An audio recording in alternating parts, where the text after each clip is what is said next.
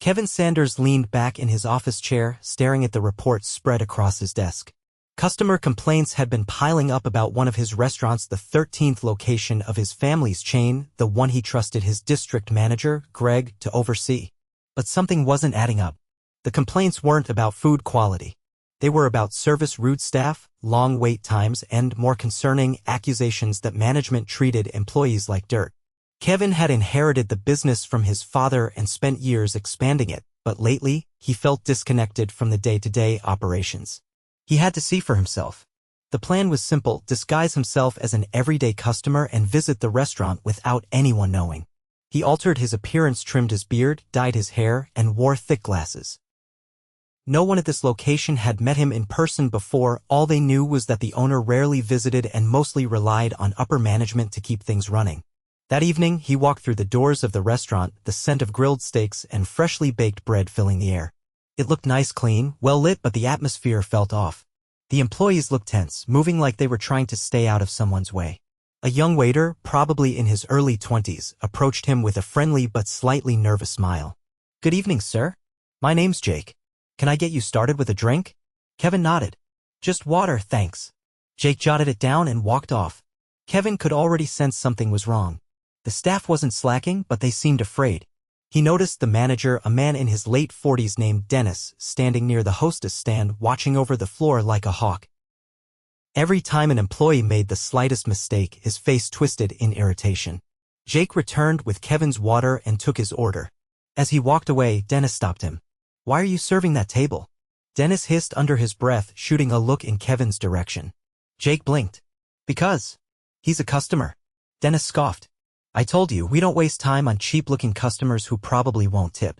Focus on the big spenders, not some guy in a thrift store jacket." Kevin's stomach tightened. He had purposely dressed down simple jeans, a faded hoodie, but he never expected something like this. Jake hesitated, clearly uncomfortable. "I can't just ignore a customer." Dennis' face darkened. "Oh, you can and you will." His voice was sharp, low enough that others wouldn't hear, but Kevin caught every word. "If you like having a job, you'll listen." Kevin clenched his jaw. He wanted to rip off his disguise and fire Dennis on the spot, but he held back. He needed to see more.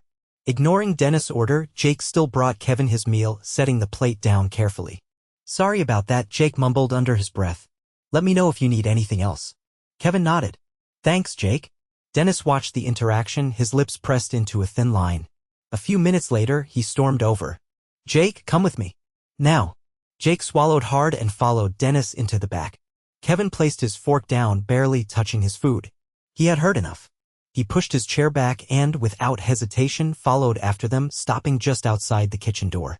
Inside, Dennis' voice was sharp. "You think you can just do whatever you want? You think you're some kind of hero serving every nobody that walks in?" Jake's voice was quieter but firm. "I was doing my job. He's a paying customer." Dennis let out a bitter laugh. "Customers like that don't matter. They take up space and waste time. You're lucky I don't fire you right now." Kevin had heard enough. He stepped inside. Dennis turned, scowling. "Who the hell are you?" Kevin pulled off his glasses and let out a slow breath. "I'm the owner." Everything in the room froze. Dennis' face drained of color. Jake's eyes widened in shock. Kevin's voice was calm, but there was no mistaking the edge in it. "We need to talk." Dennis' mouth opened slightly, but no words came out. The color in his face had shifted from pale to a blotchy red. Jake, still standing beside him, looked like he was trying to process what he just heard. Kevin stepped forward, his expression unwavering. "I came here tonight because I needed to see what was really happening in this restaurant." He looked directly at Dennis. "You just showed me more than I expected." Dennis finally found his voice. "Sir, this isn't how things normally are." Kevin didn't let him finish. "I heard you loud and clear. You told an employee to ignore a paying customer because of how they looked. You threatened to fire someone for doing their job. And judging by the way people out there are walking on eggshells, this isn't the first time you've done something like this." Dennis licked his lips, his hands twitching at his sides. "I was just trying to keep things running efficiently." Kevin let that hang in the air for a moment before responding. "Efficiently?" He nodded slowly, then turned to Jake. "Tell me the truth. Is this a one-time thing, or is this how management operates here?" Jake hesitated, glancing at Dennis, then back at Kevin. His throat moved as he swallowed. "We're scared to say anything," he admitted. "A lot of people have quit because of how Dennis treats them. If we mess up even a little, he threatens to fire us. Some of us need this job, so we just take it. A muscle in Kevin's jaw tightened. He turned back to Dennis, whose face had hardened. That's not true, Dennis snapped. These kids don't know how to handle pressure. I push them because this is a business, not a charity. Kevin exhaled through his nose. A business can't run without the people working in it. And a restaurant doesn't survive if customers walk out feeling unwelcome. Dennis shifted uncomfortably. I was just trying to keep standards high. Kevin's voice was level, but there was no mistaking the authority behind it. You weren't keeping standards high. You were tearing them down. And you were doing it under my name. Dennis opened his mouth, then closed it. Kevin took a step closer, lowering his voice just enough that only Dennis could hear. You will gather your things and leave? Now. Dennis blinked. Sir, please. Kevin didn't waver. You've made it clear you don't respect the people working here or the customers who walk through these doors. This restaurant deserves better leadership than that.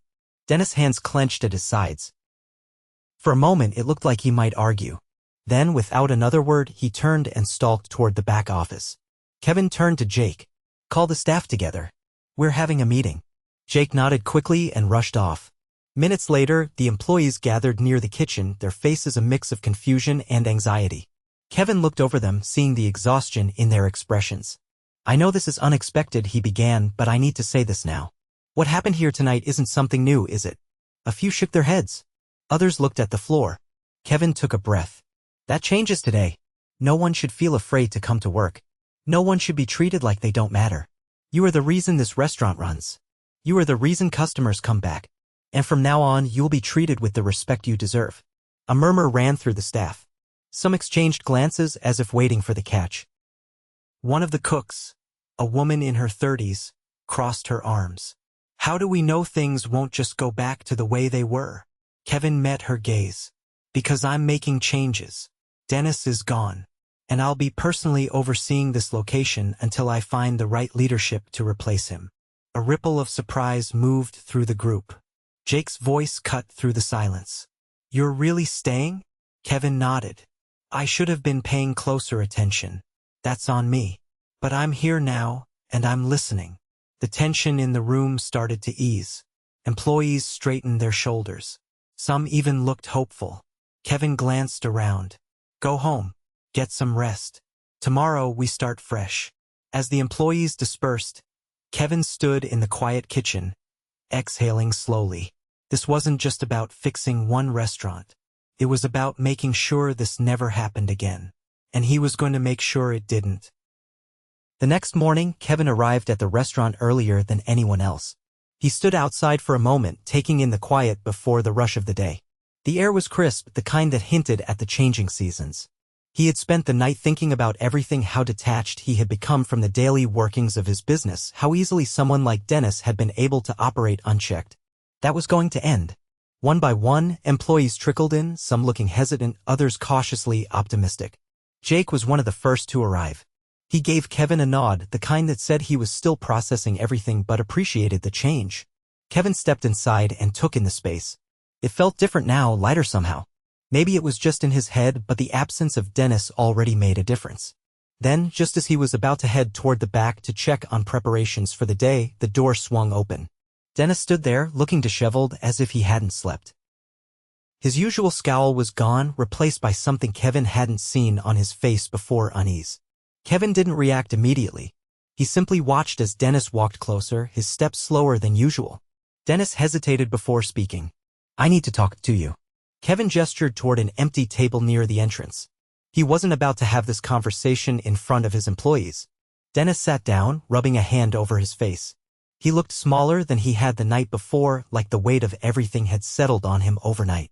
I made a mistake, Dennis said, his voice quieter than usual. I pushed too hard, said things I shouldn't have. He exhaled, shaking his head. I let stress get the best of me. I wasn't thinking straight. Kevin leaned back in his chair. He wasn't going to make this easy. You weren't thinking straight? Kevin's tone was measured. Or you got caught? Dennis looked up, meeting Kevin's gaze. Both. Kevin let the silence stretch between them, waiting to see if Dennis would actually take responsibility or just try to save himself. Dennis swallowed. Look, I know I screwed up. I was too focused on keeping things efficient, making sure numbers looked good. I didn't think about how I was treating people. He let out a tired breath. I shouldn't have talked to Jake like that. Or anyone, really? Kevin studied him. There was a difference between regret and remorse. Regret was about consequences. Remorse was about understanding the damage done. You didn't just talk to Jake like that, Kevin said. You created an environment where people were afraid to do their jobs. Where they felt disposable. Dennis nodded slowly. I see that now. Kevin wasn't convinced yet. Why are you really here? Dennis hesitated. I need this job. Kevin's jaw tightened. That was what it came down to. Not the people he had mistreated. Not the culture he had damaged. Just the fact that he had lost his position, and now he wanted it back. Dennis must have seen the shift in Kevin's expression because he leaned forward. I know I don't deserve a second chance. But if you give me one, I'll prove I can do better. Kevin didn't respond right away. He thought about the employees who had endured Dennis' leadership, the ones who had quit because of it, the ones who had stayed but suffered in silence. Finally, he spoke. I'm not giving you your job back. Dennis' shoulders tensed. I can change. Kevin shook his head. You had years to change. You didn't. You only care now because you're the one dealing with the consequences. Dennis opened his mouth, then shut it. He looked like he wanted to argue, but there was nothing left to say. Kevin stood. I have a restaurant to run. Dennis didn't move right away. He sat there for a few moments, then finally pushed himself up from the chair. He looked around the room, taking in the employees who were starting their shifts, some of them throwing cautious glances his way.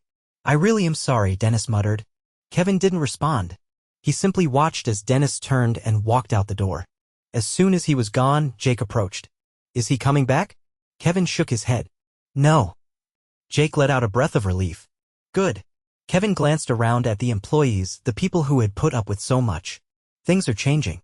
For real this time. Jake gave a small nod, and for the first time since Kevin had met him, he looked hopeful. Kevin knew there was still a lot of work to do. But for the first time in a long time, he felt like he was finally leading his business the way it was meant to be led. By midday, the restaurant was running smoother than it had in a long time. The tension that had lingered for so long had begun to lift, replaced by a cautious sense of optimism. Employees moved with more ease, no longer glancing over their shoulders, no longer bracing for the next reprimand.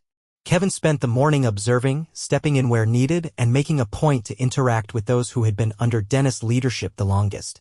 He could see it in their faces. They were still waiting for the other shoe to drop, for things to go back to the way they had been. He wasn't going to let that happen. As he stood near the kitchen, he overheard two employees whispering near the prep station.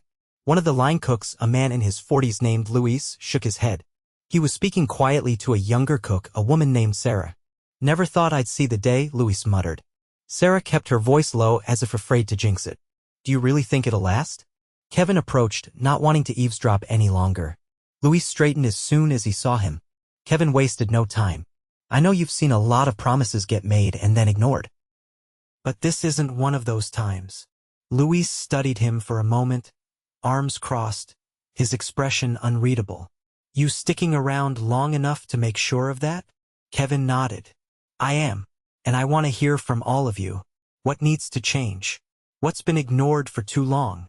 Luis exchanged a glance with Sarah, then exhaled sharply. You really want to know? Kevin gestured toward the back. Let's talk. They stepped into the storage area, away from the noise of the kitchen. Luis leaned against a metal shelf, arms still crossed. All right, Luis said. You want to know what's wrong? Let's start with the fact that half the staff is underpaid for the work they do. Dennis never fought for raises, always said labor costs were already too high. People quit because they couldn't afford to stay, and the ones that did stay, they're barely making it. Sarah nodded. And the scheduling? A mess. Dennis would give people last-minute shifts, then get mad when they couldn't drop everything to come in. If you had a second job or school, too bad. He didn't care. Kevin absorbed every word. Luis continued. Then there's the favoritism. The people who kissed up to him got better hours, better sections, even better tips because of how the tables were assigned. Everyone else? Stuck with the worst shifts, the worst customers. Didn't matter how hard you worked? Sarah hesitated before adding, and if you complained? He'd make your life hell. Cut your hours, push you until you quit. A lot of good people left because of it. Kevin took a moment before responding. I should have caught this sooner. That's on me. But I promise you, things are going to change. No more sudden schedule changes without notice. No more favoritism. And we're reviewing wages immediately. Luis narrowed his eyes slightly. You're serious? Kevin met his gaze. Completely. Sarah's expression softened just a bit. We'll hold you to that.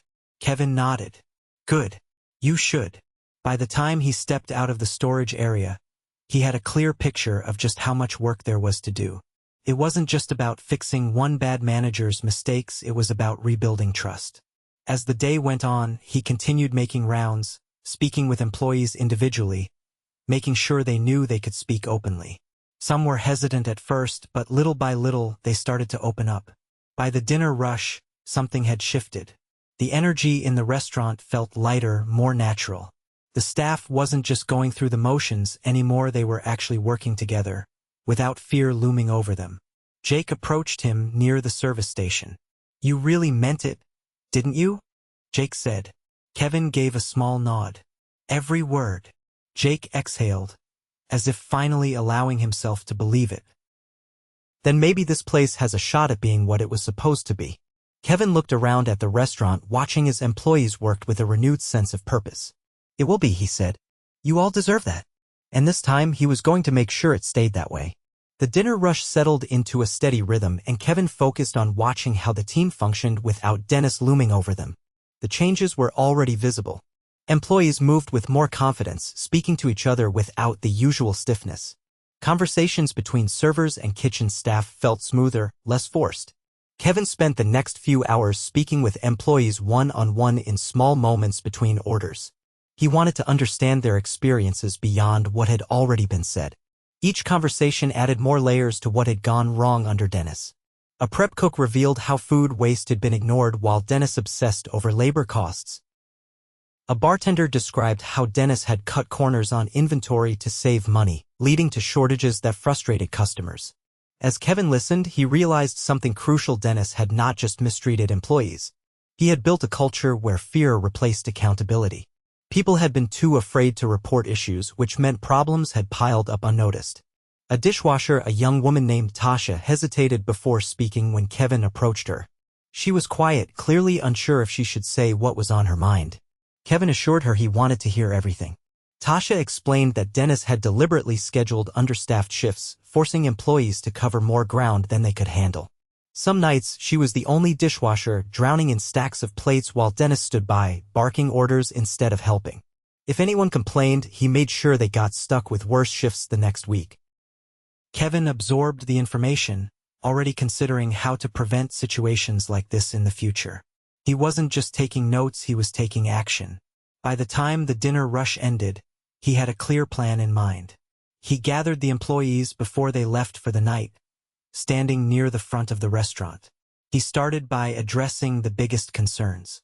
The restaurant would no longer be short-staffed to save money. Scheduling would be handled fairly, with enough coverage to prevent burnout. Pay structures would be reviewed, and employees would have a direct line to upper management if they ever needed to report issues. More importantly, he promised transparency. No more decisions made without explanation. No more policies that only benefited management while employees suffered. As he spoke, he noticed how people reacted. Some employees nodded, hopeful but cautious. Others stayed quiet, processing what this meant for them. Trust wouldn't be rebuilt in a day. Kevin knew that, but this was the first step. After the meeting, as employees filtered out, Jake lingered. He seemed to be weighing something in his mind before finally speaking. He admitted that he had almost quit multiple times because of how things had been under Dennis. The only reason he had stayed was because of the other employees, people who had become like family to him. He wanted things to change, but he had seen empty promises before. Kevin didn't offer reassurances. He simply told Jake to hold him accountable. If things started slipping back into old habits, he wanted to hear about it immediately. Jake studied him for a moment before nodding. It wasn't complete trust, but it was a start. As the last of the employees left for the night, Kevin stayed behind, going through paperwork in the back office. There were records to review, financials to reassess, and hiring decisions to make. He wasn't just fixing one restaurant, he was making sure this never happened again in any of his locations. An hour later, as he locked up, he felt something he hadn't in a long time, a sense of certainty. He had spent too long disconnected from the reality of his business. That was over. Tomorrow, the real work would begin.